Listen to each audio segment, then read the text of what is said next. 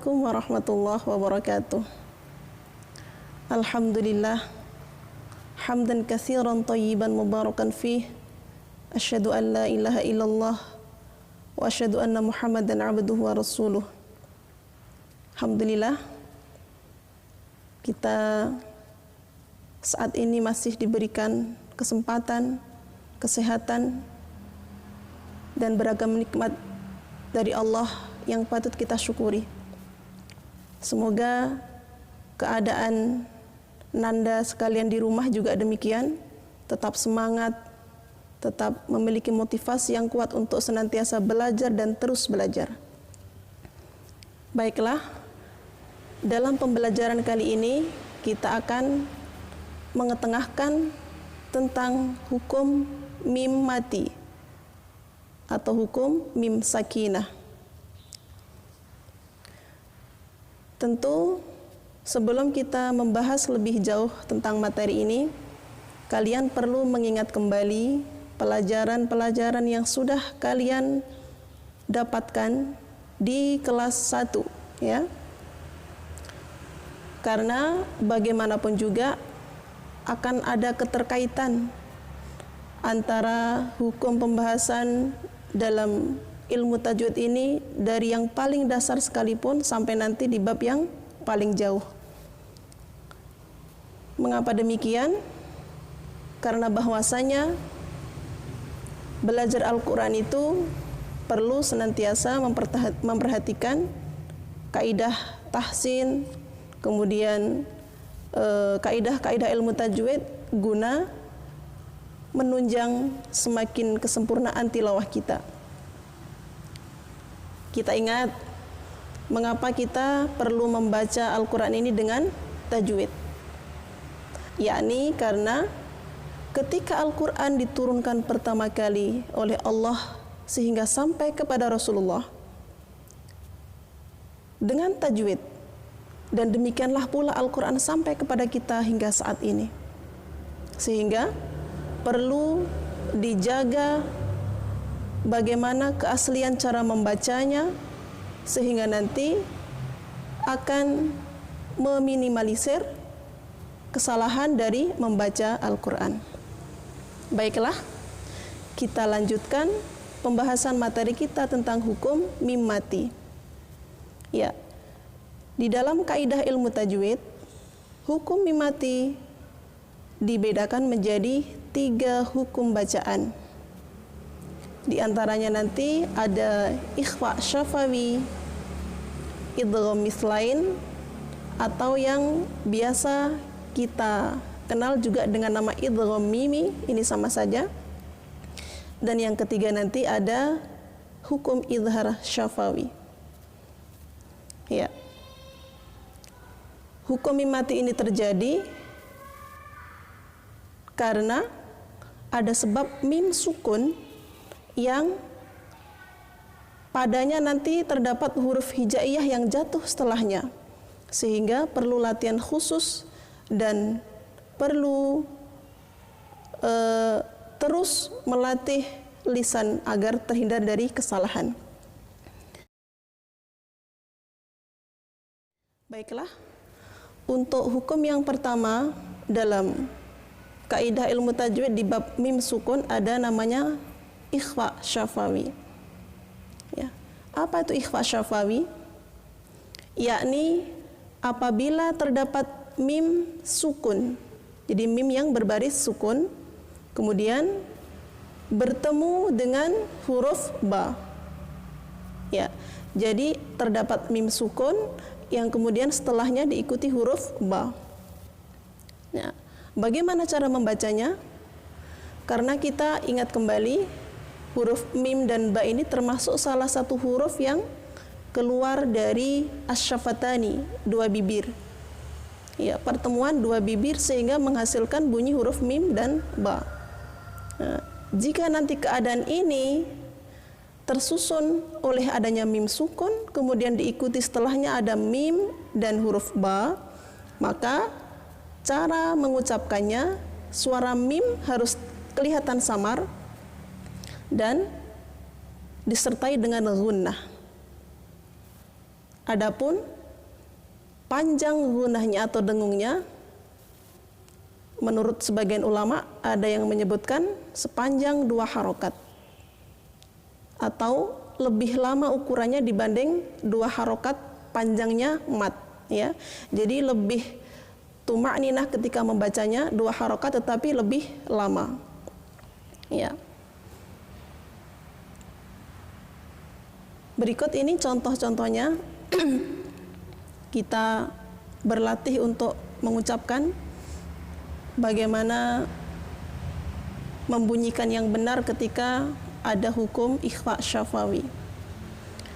Contoh yang pertama, wa may ya'tasim billahi. Kita ulang kembali. Wa may ya'tasim billahi. Ketika membaca sampai kepada huruf mim yang bertanda sukun, kemudian yang bertemu dengan huruf ba, maka perlu ditahan sepanjang 2 harokat dan tidak boleh tergesa-gesa. Menahannya tidak boleh tergesa-gesa dan disertai dengan gunnah, ya. Kita ulang kembali. Wa may ya'tasim billahi. Contoh yang berikutnya, ma lahum bihi min ilmin. Contoh yang ketiga, wa ma hum bimu'minin. Ya, demikian cara membaca ikhfa syafawi. Sekali lagi kita ingatkan, yang dimaksud dengan ikhfa syafawi adalah keadaan yang terjadi apabila terdapat mim yang bertanda sukun yang bertemu dengan huruf, maka cara mengucapkannya harus disertai dengan gunnah. Ya, demikian. Baiklah, kita lanjutkan pada hukum bacaan mim sukun yang kedua. Hukum mim sukun yang kedua ada idgham mislain atau bisa juga dinamakan dengan idgham mimi. Apa itu idgham mimi? Idgham mimi terjadi apabila ada huruf mim sukun yang setelahnya terdapat huruf mim, ya, ada mim sukun kemudian diikuti huruf mim.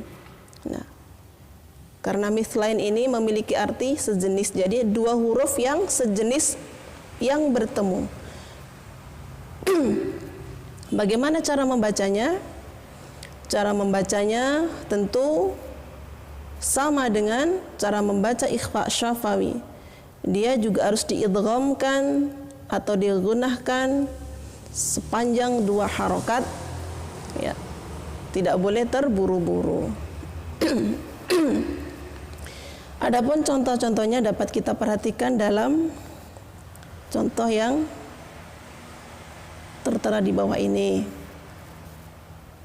Kita latihan mengucapkan A'udzu billahi minasy syaithanir rajim. Wa khalaqa lakum ma fil ardh. Sekali lagi. Wa khalaqa lakum ma fil ardh. Ya, perhatikan ketika sampai pada huruf mim yang bertanda sukun bertemu dengan huruf mim. Keadaan seperti inilah yang dinamakan sebagai idgham mislain. Ya, sehingga perlu bertahan atau ditahan ketika membaca sepanjang 2 harokat. Yang berikutnya, kullama adha'a lahum masyaw fih. Pada kata lahum masyaufi. Jadi ada mim sukun yang jatuh, setelahnya ada mim lagi, sehingga dibaca dengan gunnah. Kita ulangi lagi. Kullama adha'a lahum masyaufi. Contoh yang ketiga. Wa amanahum min khauf. Iya. Dari ketiga contoh ini nanti diharapkan kalian di rumah bisa memperbanyak latihan membaca, mengulanginya lagi sehingga semakin fasih dalam membaca Al-Quran. Kemudian untuk hukum yang selanjutnya dalam pembahasan mim sukun ada idhar syafawi. Apa itu idhar syafawi? Idhar syafawi terjadi apabila terdapat mim mati yang bertemu dengan huruf selain mim dan ba. Ya. Jadi ketika ada mim sukun yang setelahnya terdapat huruf-huruf selain huruf mim dan ba. Nah, kalau tadi huruf mim sudah difungsikan untuk hukum idgham mimi, sementara huruf ba untuk ikhfa syafawi, dengan demikian huruf idhar syafawi seluruhnya adalah 26 huruf hijaiyah selain kedua huruf tadi. Bagaimana cara membacanya? Membaca idhar syafawi ini harus dengan suara yang jelas. Ya, kita ingat kembali karena pengertian idhar secara bahasa itu adalah jelas. Atau ikhraji kulli harfin min makhrajihi bi ghairi gunnah. Mengeluarkan setiap huruf dari tempat keluarnya tanpa disertai dengan gunnah. Jadi harus kelihatan jelas sifat mim tanpa disertai dengan gunnah. Adapun contohnya adalah bisa kita lihat dalam contoh berikut ini. Yang pertama kita baca sama-sama. Ma lakum kaifa tahkumun. Ma lakum kaifa tahkumun. Ya. Ketika sampai pada huruf mim yang berbaris sukun yang diikuti huruf kaf, harus kelihatan jelas cara membacanya. Tidak boleh digunakan sedikit pun. Ya. Mimnya kelihatan jelas dan kafnya juga kelihatan jelas. Kita ulangi lagi. Malakum kaifa tahkumun. Contoh yang kedua.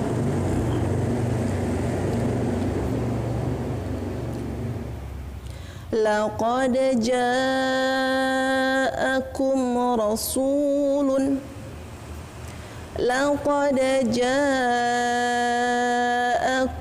rasulun. Ketika sampai pada huruf mim yang berbaris sukun bertemu dengan ra, maka harus jelas cara membacanya. Contoh yang salah misalnya seperti ini. Laqad ja'akum rasulun. Jadi seolah-olah menahan ketika sampai pada huruf mim sukun. Hal ini sangat tidak dibenarkan. Jadi, gitu ya. Contoh yang berikutnya. Dzara'akum fil ardh. Dzara'akum fil ardh. Kemudian contoh yang terakhir kita baca lagi. Wahum salimun. Wahum salimun. Ya. Demikianlah ketiga hukum mim sukun yang sudah kita pelajari bersama-sama. Di rumah nanti kami harapkan anak-anak sekalian tetap ada upaya untuk senantiasa memaksimalkan hubungannya dengan Al-Quran, membacanya terlebih lagi, insya Allah nanti dihafal. Demikian pembelajaran kita kali ini. Kita akhiri dengan mengucapkan hamdalah. Alhamdulillahirabbil alamin. Assalamualaikum warahmatullahi wabarakatuh.